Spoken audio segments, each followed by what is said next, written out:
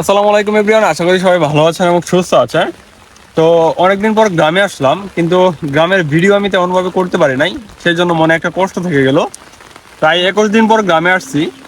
আসার পরেও আজকে গ্রামে আসছি প্রায় 3 দিন হয়ে গেছে, কিন্তু এত পরিমাণ বৃষ্টি গ্রামের মধ্যে। এখন সন্ধ্যা হয়ে গেছে, প্রায় আসলাম সবজি জমিতে।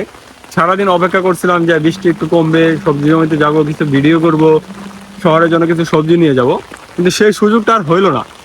এখন অপেক্ষা করতে করতে দেখা গেছে সন্ধ্যা হয়ে গেছে, অবশেষে বাধ্য হয়ে আমি ছাতা নিয়ে আসলাম আমাদের জমিতে। এখন আমি কাকরুল জমিতে আছি, এখন প্রায় 5:30টার মতো বাজে। তারপরেও দেখেন বেলা প্রায় অন্ধকার হয়ে আসতেছে।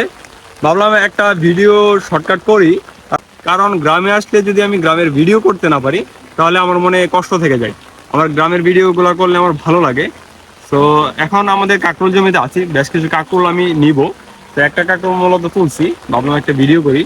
তো কাকরুল জমিতে আইসা যে জিনিসটা দেখতে পারলাম, 4-5টা শেয়াল আমি আমার জমির ভিতরে পাইলাম।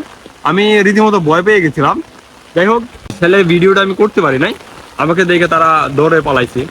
তো দেখেন কি পরিমাণ বৃষ্টি, ক্যামেরাতে বোঝা যাচ্ছে কিনা জানি না, বাট আমার বয়সটাও কতটা বোঝা যাচ্ছে সেটাও জানি না। আমি সাথে মাইক্রোফোনও আনি নাই, অলরেডি মাগরিবের আজান দিয়ে দিচ্ছে।